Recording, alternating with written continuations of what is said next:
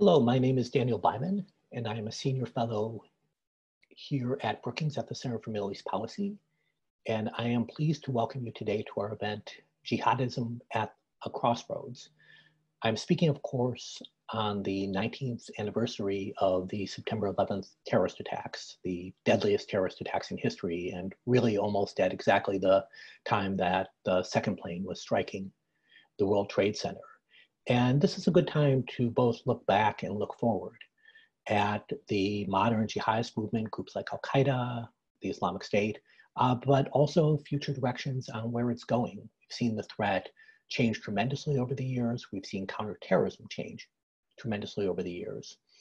And I'm delighted today that we have an excellent group of speakers to guide us through this very difficult and tricky set of questions. Our first speaker is Thomas Heghamer. He is an expert at the Norwegian Defense Research Establishment. He is also the author of the recent book, The Caravan, which is in a way, a biography of Abdullah Azzam, the kind of leading, if you will, jihadist ideologue during the anti-Soviet struggle in Afghanistan. But I would say also really the story of how jihad went global, how you had a series of individuals and groups that were very locally focused that then became the modern jihadist movement in many ways as we know it today. It's an analysis both of a person, but also a very in-depth, and I would say phenomenal analysis of the movement as a whole. And it's really a remarkable book. Our second speaker is Dr. Tricia Bacon. She is a professor at American University, a former analyst with the State Department. She has written also extensively on terrorism and on Afghanistan. And in particular, I would highlight her book and her work on why terrorist groups form alliances. Our third speaker is Bruce Weidel, who is a colleague of mine at the Brookings Institution. Bruce is also the director of the Intelligence Project at Brookings and has come to us after 30 years in government, mostly in senior positions with the US intelligence community, but also with the White House and the Department of Defense. He is the author of numerous books on the Middle East and on terrorism. His most recent is Beirut 1958, which explores America's first major military intervention in the Middle East. I'm going to begin with a series of questions for our panelists. And from there, we're going to open it up to the audience for the last 10, 15 minutes or so of our presentation for questions. So for my first question is for Thomas, which is really to talk in depth about the findings of your book. Our event today is about the future direction of the jihadist movement.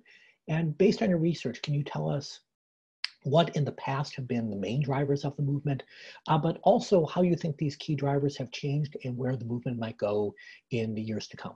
Thank you very much, Dan, for that kind introduction, for flagging the book, and for inviting me to this discussion on this solemn date. So this is obviously not the first seminar about sort of the state and the future of the jihadi movement, and a lot of things have already been said.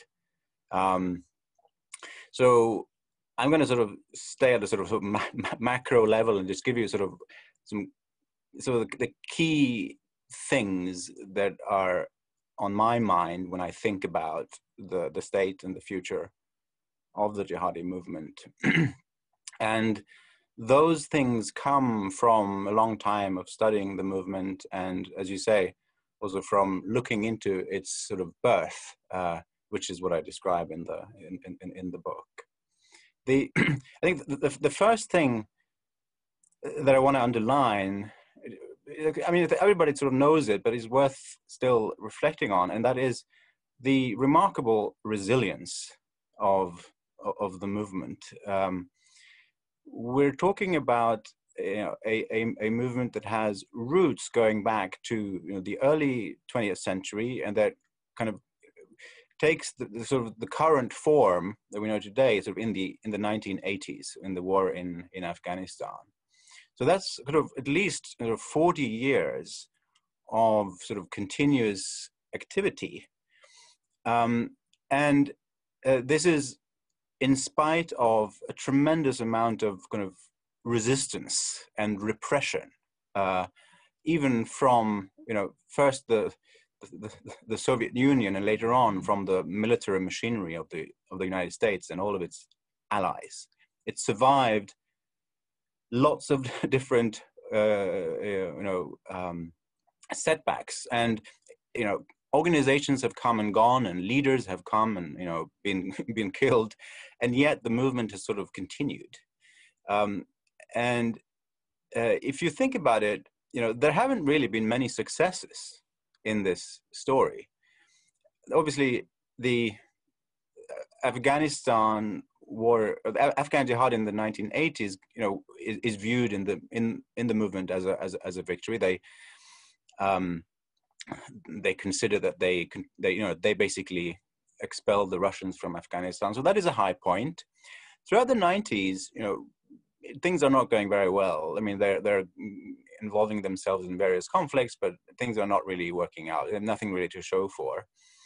Then, of course, they get a major hit, on 9/11, which is a major success and contributes clearly to the sort of self-confidence of the movement. But after that, we revert back to a series of setbacks and so on. And of course, then we have the Islamic State project in the mid-2010s, which is probably the biggest exploit of the entire movement in its history. But that too ended fairly quickly. This is a movement that that has an extraordinary ability to survive setbacks, and that means we should not be overly optimistic about its imminent sort of demise. And I think that given the scale of what IS was able to do with its so-called caliphate, they have a sort of a fat reserve of morale to live on for quite some time. But obviously, this also begs the question of where this resilience comes from. How is it possible? Because they've been more resilient and sort of more transnational than many other movements. And this, of course, is a huge discussion. But I think there are really two key ingredients in this recipe. And I'm not sure if they themselves even have been aware of this recipe, but I see two really fundamental things.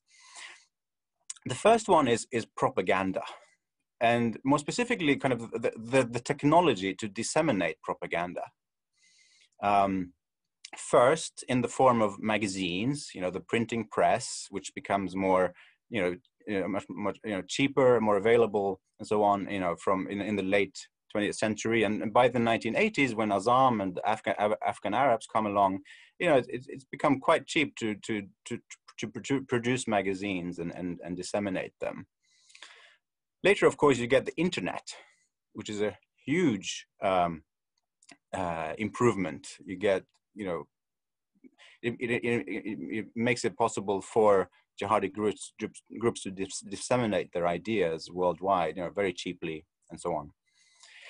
And propaganda, I think, is hugely important because it basically allows them to reach potential recruits more efficiently.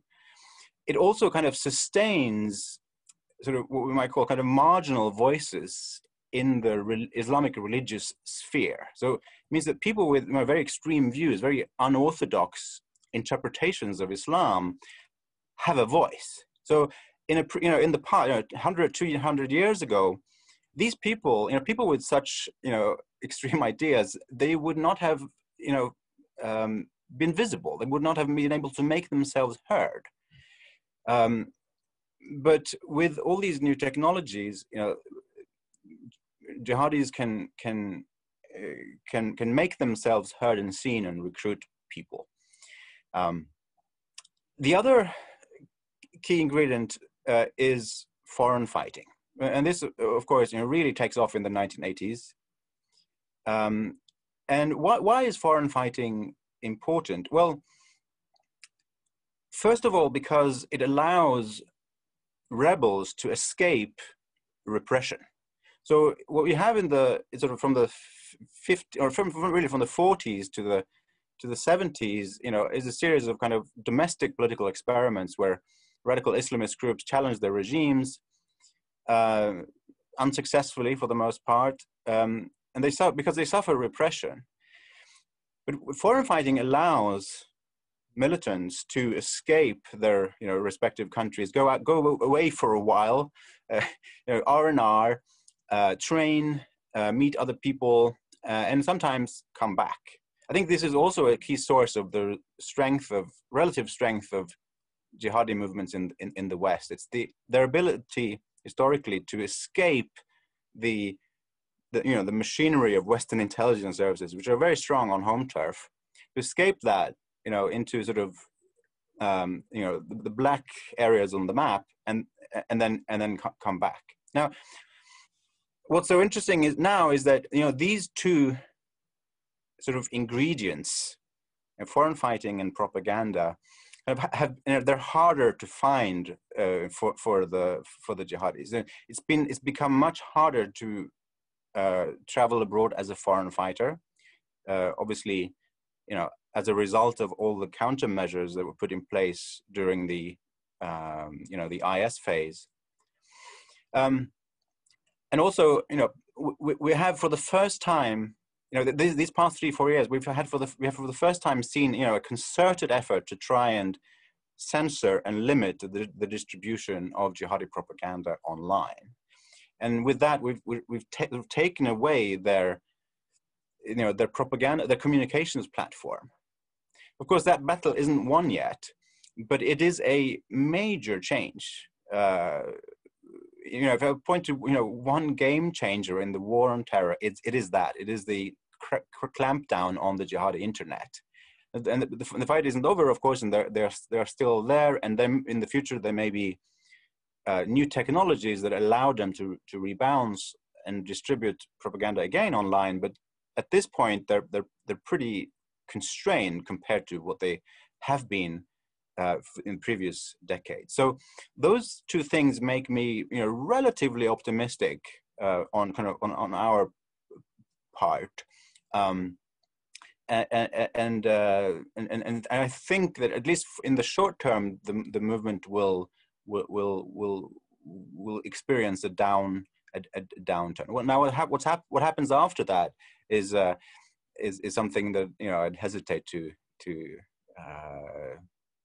speculate about. But that's kind of my overall view of the current situation.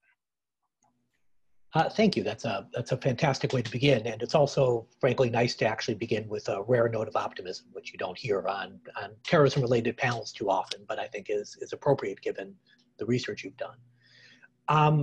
Tricia, may I turn to you now? 2001, of course, was not only the 9/11 attacks, but it was the beginning of a massive U.S.-led counterterrorism operation against Al-Qaeda and then against the jihadist community in general. And the beginning of that was in many ways in Afghanistan. And 19 years later, the United States is still there.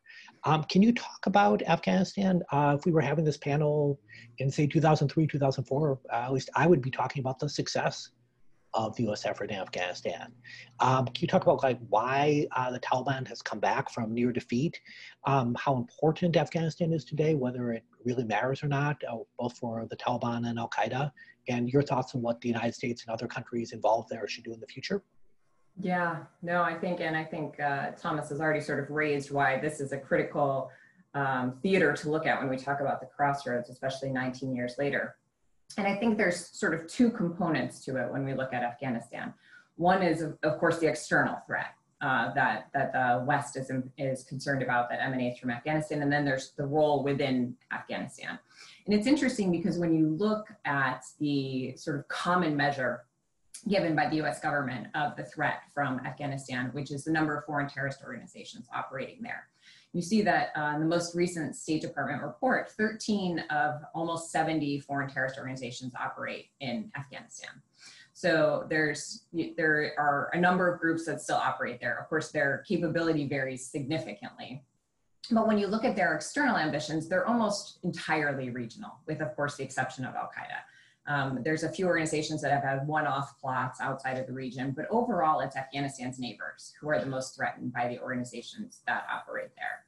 And when you look sort of even more closely, interestingly, of those 13, 8 of them all existed before 2001. So there's a significant subset of them that are organizations that have been able to persist during the last 19-year campaign. Of the 5 new organizations, 1 is a splinter. They too are predominantly regional threats. They're organizations that threaten Iran, Pakistan, Central Asia. They're much more contained to the region rather than having broader global aspirations. There has been 2 successes, if you will, 2 organizations that were delisted that were operating in Afghanistan before 2001. Those were 2 North African groups that basically became defunct in the subsequent campaign. So there is sort of a mixed picture, but there is still a pretty robust foreign terrorist presence in Afghanistan. And when you look at the relationship with the Taliban, 10 of those 13 organizations are closely allied with the Taliban and basically working in conjunction with the Taliban and the insurgency in Afghanistan. So internally, these are part of the Taliban's strategy for the insurgency in Afghanistan. But looking over time, there's an interesting evolution for the role of foreign fighters in Afghanistan. And that is in that pre-insurgency period that you're talking about and the early years of the insurgency, foreign fighters actually had more of a role and more influence. They were one of the things that helped the Taliban to transition into an effective insurgency. They were certainly not the only one, but they were a source of tactics, they were a source of resources when the Taliban was really at its nadir after the defeat in 2001. But as the Taliban became a more sophisticated insurgent organization, was able to capitalize on local grievances, it sought to sort of bring foreign fighters under its umbrella and manage them, make sure that they sort of stayed colored within the lines in the insurgency in Afghanistan. And foreign fighters really declined in influence over the course of the insurgency as the Taliban became much more of a local phenomenon. They certainly still have a role as sort of specialized advisors in some instances, but the Taliban is for all intents and purposes, for its resources and its capabilities, a pretty independent organization. So we see sort of an actual decline in terms of foreign fighters' influence over time there. But in that early period, that sort of formative opening period where the Taliban was trying to consolidate into an insurgency, there was a role for some of the foreign fighters and the FTO organizations. So it's very much a situation now in Afghanistan where the Taliban has a strategic advantage. It's going into the talks with the Afghans in a position of strength, whether you look at its territory, its operations, its influence, it's definitely in a position of strength, but the caveat to that is that it has these foreign terrorist organizations and these foreign fighters operating under its rubric, but it's not dependent on them. It doesn't need these organizations in order to maintain its position. If those organizations disappeared tomorrow, or if those fighters were kicked out tomorrow in some world, the Taliban really wouldn't lose any significant strength. So there is a dynamic there that is pretty sobering, I think, from an overall sort of what is the state of jihadism in Afghanistan. Thank you, and that jives perfectly with kind of the work that Thomas has done, and brings us to Bruce, where I want to ask you a slightly different question, but related, which is, if you look at Thomas's book, obviously Afghanistan plays a tremendous role in the jihadist movement, but another country in some ways as or more important is Saudi Arabia. And Thomas's book goes into great detail on not only Islam's time there, but he's also written about some of the rivalries and disputes within the religious community, and how these seemingly arcane and organizational differences in the 1970s in places like the Hijaz, Saudi Arabia, really lead to the growth of pan-Islamism. And that in turn provides very fertile soil for the evolution of the global jihadist movement in the years that follow. You've worked on Saudi Arabia extensively, you've written on Saudi Arabia extensively. Can you talk about how the Saudi role with regard to both terrorism and counterterrorism has evolved since the 9/11 period, and if so, how much of that is what the Saudis want to do on their own? How much of this is due to U.S. policy? And are there changes or that you would recommend for another administration going forward?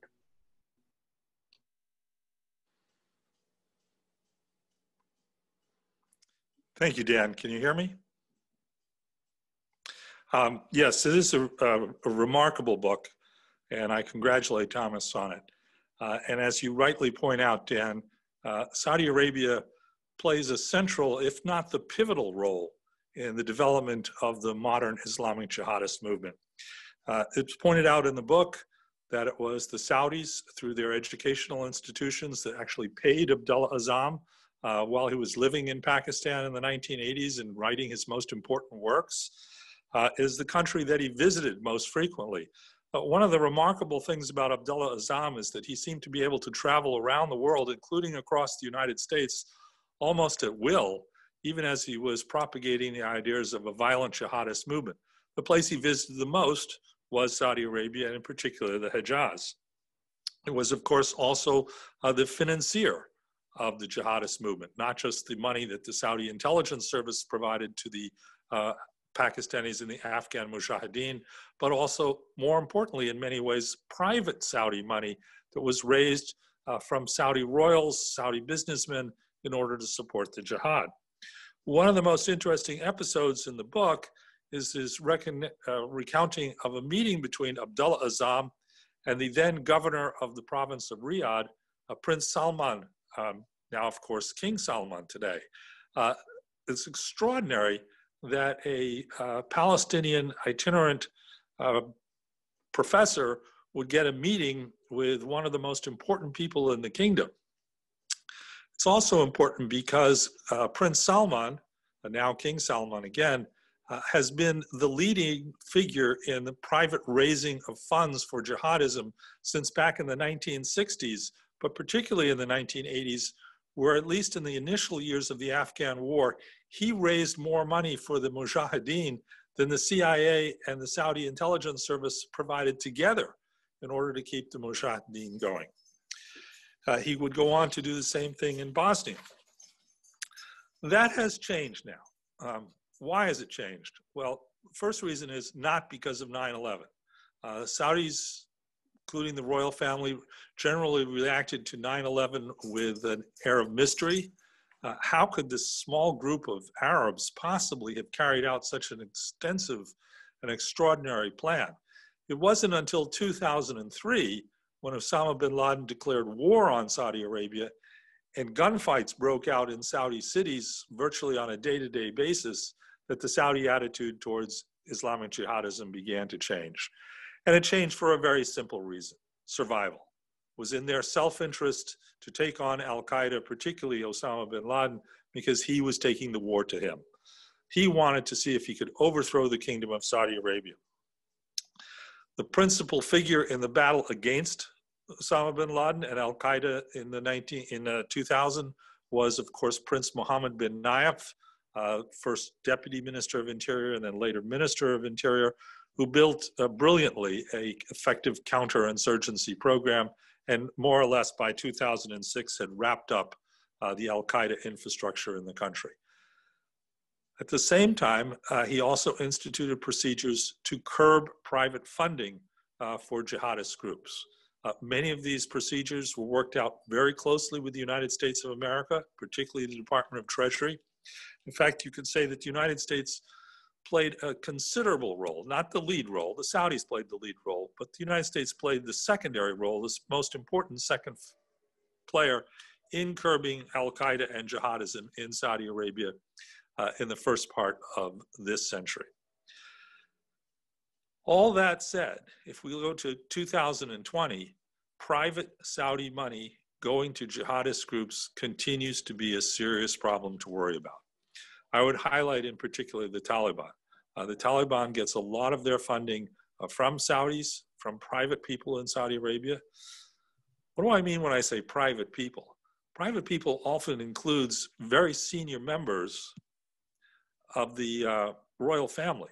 It includes very prominent businessmen. The bin Laden family, for example, is a classic example. They're no longer in the business. They're largely out of business today. But it's people like that. So when you say private, the theme between private and public can be very, very thin. Also, a lot of their funding comes out of the UAE and out of Bahrain. both of which have an interest in supporting Sunni groups. It is much less than it used to be, but it's still cause for concern. And of course, there's another cause for concern, and that was the attack on December 6, 2019 in Pensacola, when a Royal Saudi Air Force lieutenant who was engaged in a course in training in Pensacola fired on his fellow American classmates and killed 3. What is disturbing about that is that it indicates that jihadism still manages to infiltrate into the most important institutions of the Saudi state. The Royal Saudi Air Force has to be up there in the top 2 or 3 most important institutions of the state. We also know that other members of his class of Saudis training in Pensacola were at least somewhat aware of his jihadist tendencies. He used to hold parties and show movies of mass casualty terrorist attacks. Not the kind of parties that I've ever been invited to or even know about. There should have been a lot of questions going up, but apparently there were not. So while we've seen considerable success, and like Thomas, I have reasons for optimism today, I also have reasons for concern. Saudi Arabia is not yet fully out of the business of tacitly allowing fundraising, and it's also not successfully geared in getting rid of jihadists within its own institutions of state. Thank you, Bruce. That was sobering as well as extremely informative. I want to ask all 3 of you a question because I think somewhat unusually, not only are all 3 of you experts on the jihadist movement in general, all of you have thought, written, or worked, I should say, extensively on counterterrorism as well. And in addition to 19 years of watching the jihadist movement evolve, we've had 19 years of watching counterterrorism respond. And I wonder if all of you could pick one thing, either a strength or a weakness to talk about in terms of something that you feel is important with regard to counterterrorism that either deserves to be highlighted in terms of improvement or that it's something that really has worked well and deserves to be recognized. I'm going to go in a slightly different order this time. Tricia, if I could start with you and then go to Thomas, and then we'll end with Bruce. I don't know if it's an occupational hazard that I quickly think of mistakes rather than successes. So I'm glad Thomas is here to inject us with a little bit more positivity. I think, especially speaking on Afghanistan, it's easy to forget that it took several years for the insurgency to emerge in Afghanistan. As you pointed out, Dan, in the question you initially asked me, in 2003, 2004, it was considered really a success story. And I think that there are some lessons there that need to be examined more closely about the insurgency onset in Afghanistan. The negotiations that the US and now the Afghan government are undertaking with the Taliban now are happening in a much weaker position. And the deals that will be struck, if there are indeed deals struck, are going to be significantly worse than what could have been achieved earlier. But we talk a lot about de-Baathification and the implications that had in Iraq, but there was also a de-Talibanization policy undertaken in Afghanistan that had a lot of implications and really set the stage for a number of the conditions that helped contribute to the insurgency, whether that was the alienation of a subset of the Pashtun population, empowering strongmen who abused their position and undertook actions that made the population more receptive to the return of the Taliban, or basically put the Taliban in a situation where their options were to be killed, captured, or move into Pakistan, which of course is the state that was the most unhappy with the status quo in Afghanistan. So there was, I think, a greater ability to find elements of the Taliban that could have been peeled off and elements of the, kept elements of the population from returning their support to the Taliban if there had been a less heavy-handed approach to some of these policies. While some of them were very much understandable in the aftermath of 9/11, I think that there also needs to be some lessons learned from that about sort of how to capitalize on military victories. We're very good at achieving military victories, but it's the political successes afterwards that are equally important. And if those aren't consolidated, we see the kinds of insurgencies that we've seen in Afghanistan and in Iraq and elsewhere. Tricia, can I push you on that slightly before we go to Thomas, which is, drawing on the kind of knowledge of what we've learned over the last 19 years, what would you advise current negotiators, given that the U.S. is in a weaker position?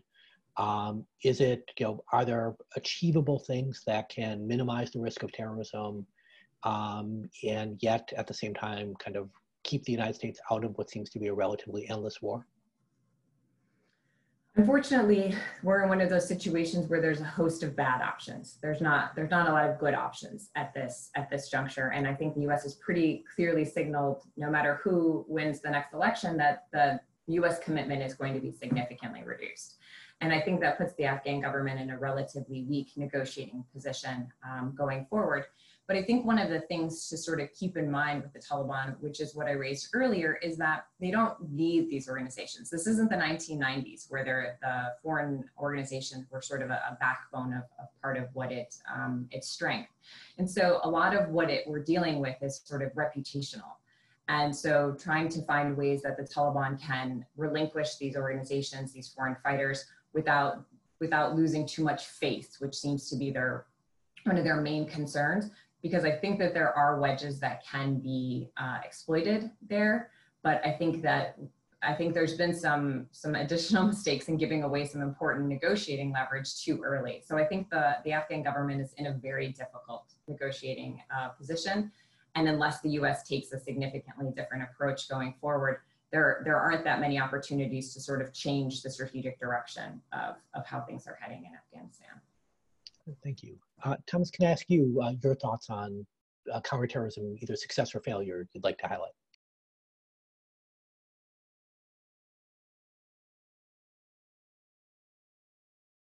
Again, I think you're muted, Thomas. I never learn. I'm like a Western government fighting terrorism.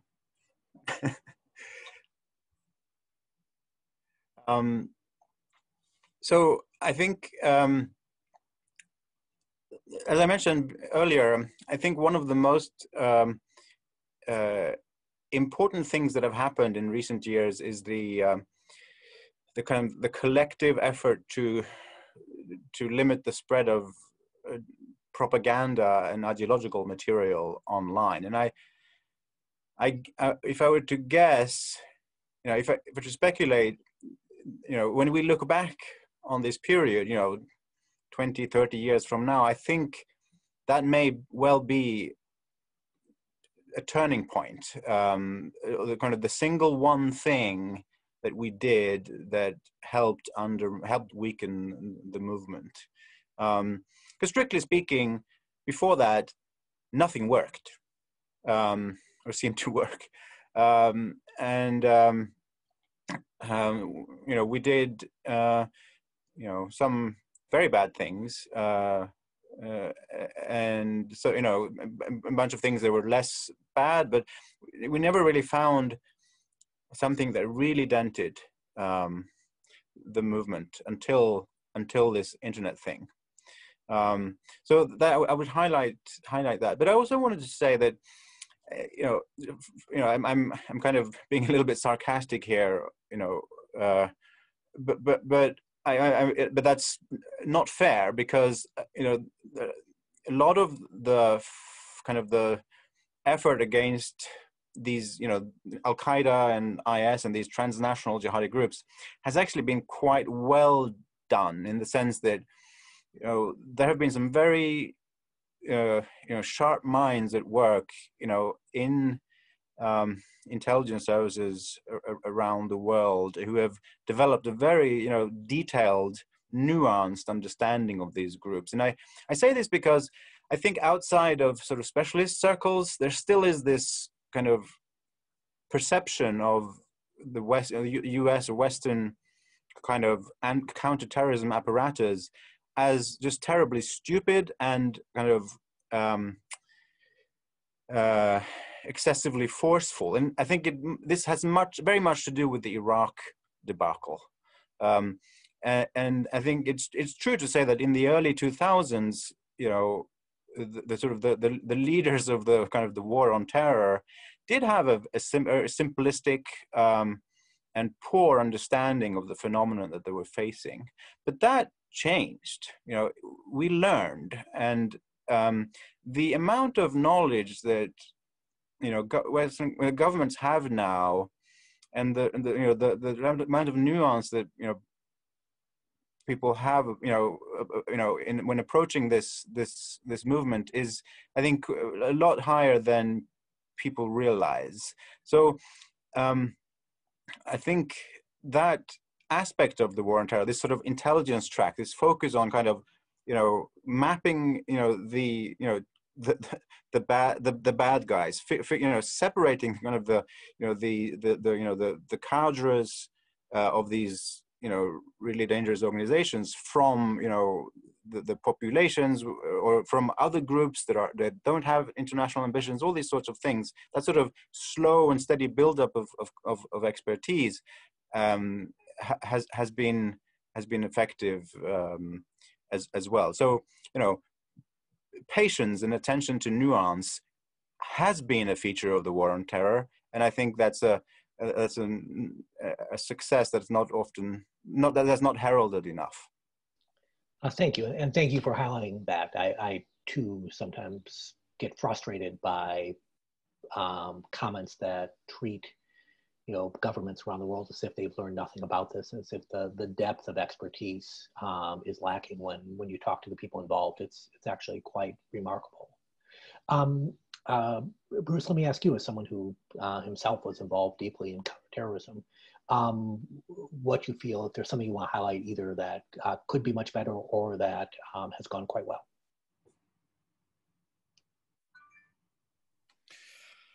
I'm going to highlight one area where I think we need to do much better. It's a bit nebulous. It's the question of sectarianism, Sunni versus Shia. And particularly, it involves the leading Sunni state, Saudi Arabia, and the leading Shia state, Iran. The rivalry between these two countries is part of the environment in which terrorist groups like the Islamic State and Al-Qaeda have been able to thrive. Al-Qaeda and the Islamic States, particularly Al-Qaeda in Iraq, made pursuing Shias violently the essence of its whole life story. Almost more important than fighting the Americans was fighting Iran and fighting the Iraqis. For the Islamic State, that was in many ways true as well. This is a difficult issue for the United States to address. After all, we're not an Islamic country. We don't have particular ideological weight in this, but we do have influence with the Saudis and with other Gulf states. We used it in the past, I would say in the Bush administration, and particularly in the Obama administration. We pressed the Saudis to cut down on their support for violent sectarianism. Clearly not with complete success, but with some measure of success. In the era of King Abdullah, in many ways, we were pushing on an open door. He looked for rapprochement with Iran on several occasions during his career. Now we face a completely different situation. King Salman and his son, Crown Prince Mohammed bin Salman, are the most sectarian Saudi leaders we have seen in modern history by far. And they pursue a very sectarian foreign policy, one highlight of which is, of course, the war in Yemen, which is a war against a Shia group, the Houthis. This pursuit of this extreme sectarian agenda makes it much harder to stabilize places like Iraq, to try to stabilize Bahrain, and almost impossible to end the war in Yemen. I think a new administration needs to take a very hard look at this and spend a considerable amount of attention jawboning the Saudis and others, while trying to reopen the levels of communications with Iran that have been shut down as we've cut off the JCPOA and other things like that. This won't be easy. This is very, very hard to do. It requires a very sophisticated approach. It's a combination of good intelligence, good diplomacy, and a lot of work on information skills. But that's an area where I think we could do a lot better than we've been doing in the last 3 or 4 years. Thomas, if I can ask you a follow-up on or extension of Bruce's and Tricia's remarks. One thing they both talk about is the role of the United States, whether in cajoling allies, as Bruce is suggesting, military intervention in Afghanistan. But one of the significant possible changes in the years to come is a diminished US role in the greater Middle East, especially a military role. And although Vice President Biden and President Trump disagree on many issues, neither is particularly eager to expand the US military role in the Middle East. President Trump recently announced the withdrawal of some US military forces from Iraq.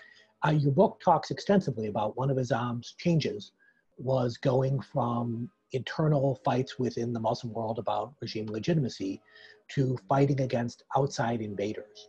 How much does this change in US policy, if it indeed happens, matter? How much does it affect the groups, both from their ideological and inspirational points of view, but also from a counterterrorism perspective?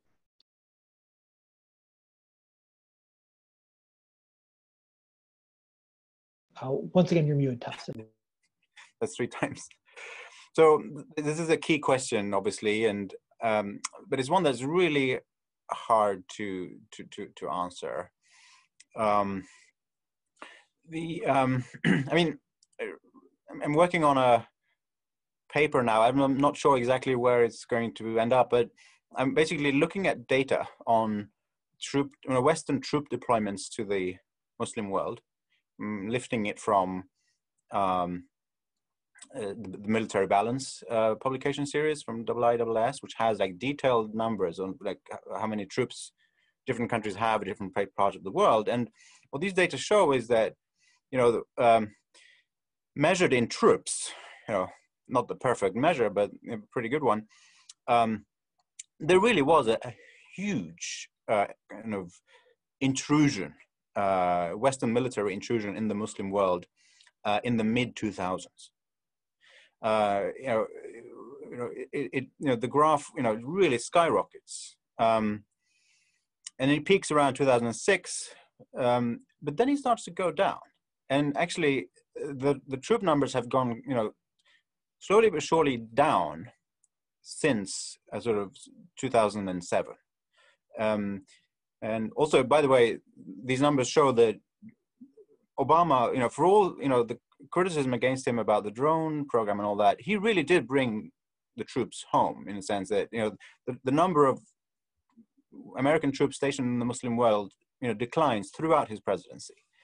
And, but they're still at a higher level than in, say, the 90s and of course, previous decades. Now, what's so interesting about this is that obviously, so we have this peak in the 2000s and then a decline. And yet the graph for jihadi activity doesn't look quite the same. It goes up a little bit in the early 2000s. You've got some stuff going on there, but then it really takes off in the 2010s after the Arab Spring and the Syria war and ISIS and all that. That's really when you have, on all metrics, that's when the high point is. So the high point comes long after, and the high point coincides with the decline in the number of troops in the region. And so the question is, what does this mean? Does it mean that there is no relationship whatsoever? That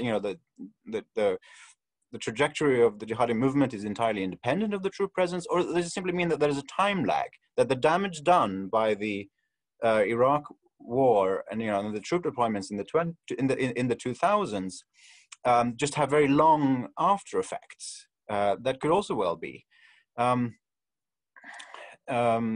So I really can't give a clear answer to this other than say that clearly the movement is kind of triggered by perceived foreign intrusion into Muslim lands. At the same time, it's about a perception. So the perception is made up of a combination of objective facts and your subjective interpretation of it. I think that's something that, you know, the sort of the kind of the pure sort of materialists sometimes forget. They look at it, they say, well, we have these wars and we have these troops, and so that must be why they're fighting. But in fact, very often the jihad, ideological extremists might, they will twist realities on the ground according to some ideological scheme, and they might claim that there is more kind of Western repression or military presence than there really is, and things like that. So things don't quite fit. So. But I think overall, if Western, but bottom line, I think is that it's probably a good thing to minimize the military footprint in the region, but it's no guarantee that the movement might not sort of continue to thrive. Thank you. I'm going to transition now from my questions to those that were submitted from audience members, often in advance of the event. So one of the first I have is from Freddie Ludke, who's a student at Georgetown University. And I'd like to direct this one towards Tricia. Freddie is asking about the question of cooperation. And in particular, how likely is cooperation? He is asking about cooperation between jihadi groups and those other terrorist groups, so far-right nationalist groups, for example. But if I could add to that, the broader question of cooperation within the jihadist community. One thing we've seen in Syria and elsewhere is tremendous divisions within the movement. And if you could talk about that question of different groups working together and when you think that's likely and when you think it's not, that'd be great. Sure.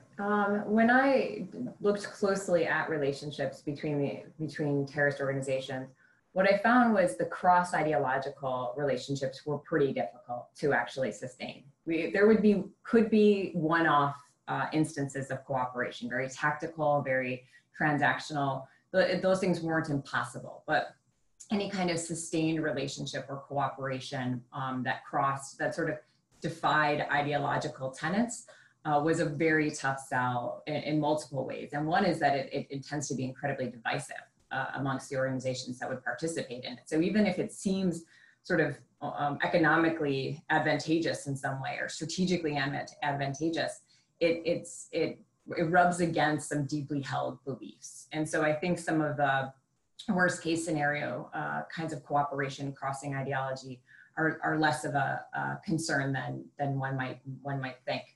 In terms of other forms of cooperation, I think the distinction that I would sort of highlight is when you see within Syria, for example, when groups are competing with each other, when you add the element of sort of competition for resources, for personnel, that tends to really have a limiting effect on cooperation. They can cooperate, but they're doing so in a pretty limited way, pretty fluid way, and usually something that doesn't persist over time. I think the relationships that have shown more resilience are when you are not sort of cooperating in the same sphere. And if you even sort of look at Al-Qaeda as an example, the persistence of its relationships, despite the challenge from the Islamic State, speaks to how resilient these relationships can be.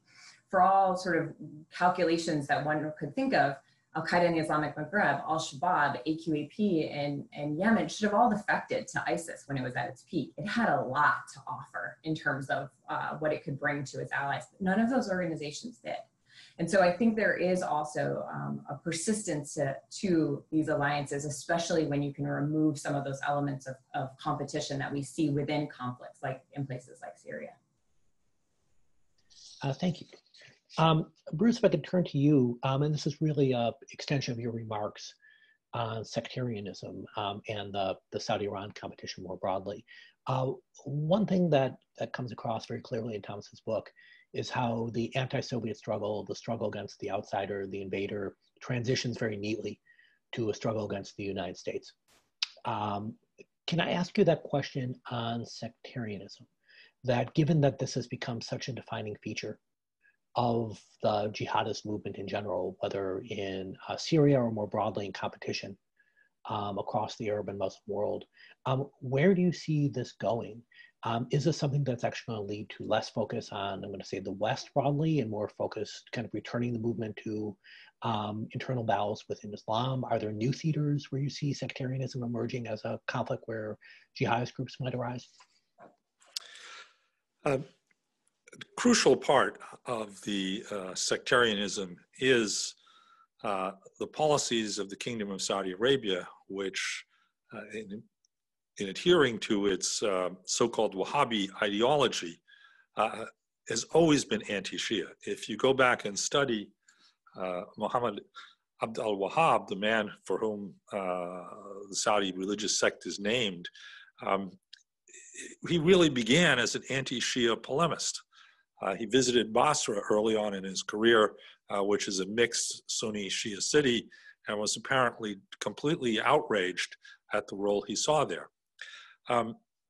This conflict, unfortunately for us, always seems to put us right in the middle. It's almost a competition between Sunni extremists and Shia extremists for how many Americans you can kill.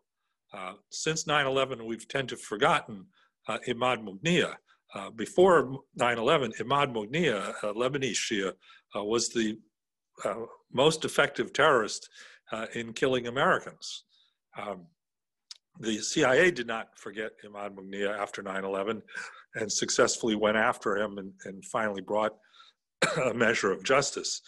This is a very, very difficult issue for the United States to address head on. The best way for us to address it is in a diplomatic dialogue with Riyadh and Tehran, in which we try to convince them that it's actually in their self-interest as well as our interest to do that. We're never going to be completely successful on this count. We can't deal away with sectarianism. But if you look back at the last couple of 100 years of Islamic history, the kind of sectarianism we have now is really out of control. We didn't see this in the 1950s or the 1960s, or certainly 100 years ago. It has become a much more intense problem. The Islamic Revolution in Iran is undoubtedly part of the reason for that, but the counter-revolution against it is also a big part of that. This is a topic that requires a great deal of nuance and a great deal of understanding about how Islam works and how Islamists think about themselves. Like Thomas, I'm struck at how well we actually are prepared. We have people who know the answers to these things, or at least can put us in the right direction. What we need is the top leadership listening to the experts on these kinds of issues and trying to send cautionary messages and open doors. Thank you. Let me turn to Thomas. We have a question from Jeffrey Allen at the University of Maryland, which is about the leaders, the intellectual leaders of the jihadi community today. He asks who you see as the key philosophical successor to Islam, and let me kind of broaden that slightly to simply ask, are there dominant figures whose writings and speeches should be focused on for understanding what the movement's about today and where it might go next?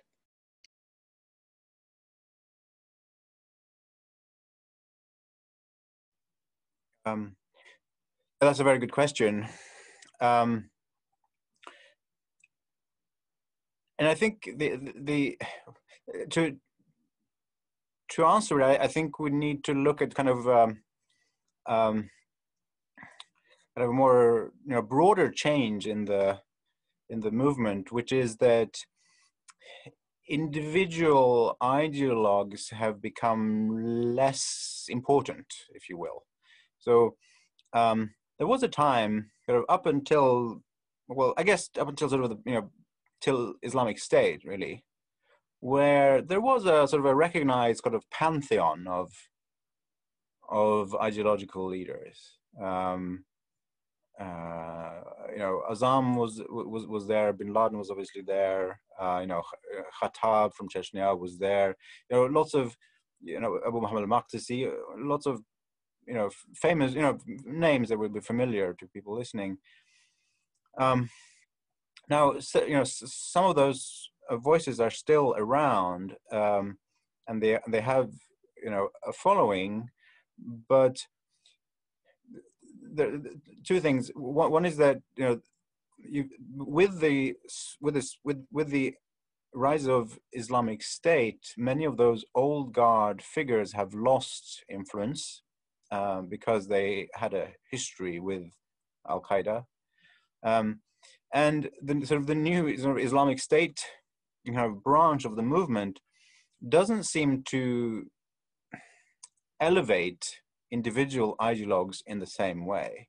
And parallel to this, there's a clear, shift in the types of propaganda products that people consume. So, basically, people read less books, and they watched more 30-second clips on Telegram and so on.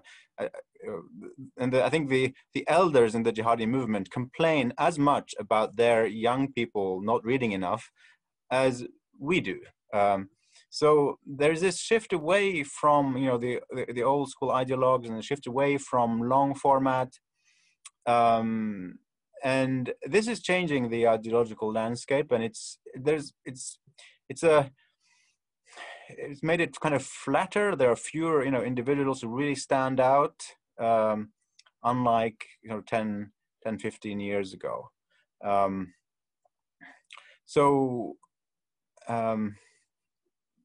That makes it harder, of course, to kind of, pinpoint or identify, the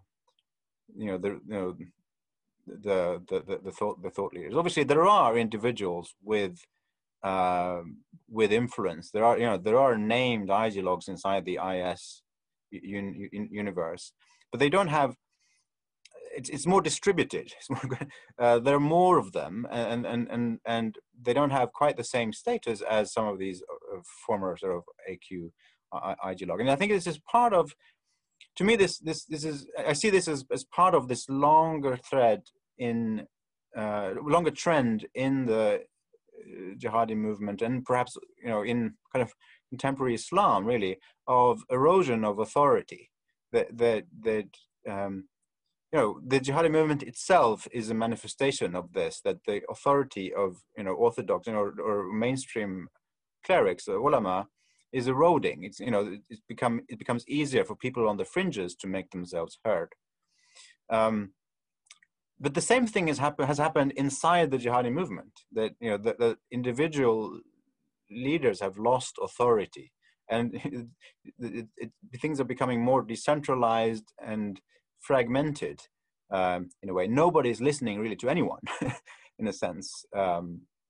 So where this is going to take us down the line, I hesitate to speculate about. But I'm just noting this quite interesting pattern.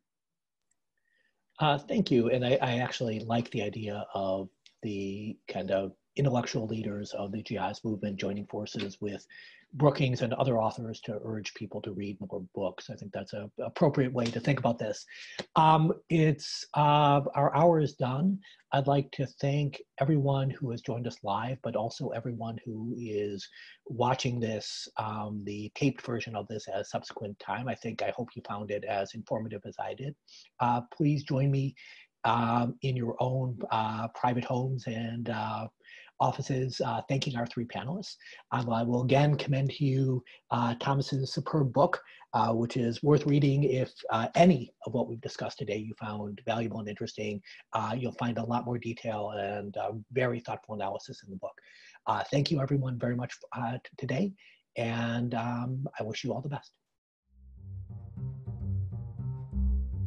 Thanks for watching. Be sure to like and subscribe for more videos from Brookings.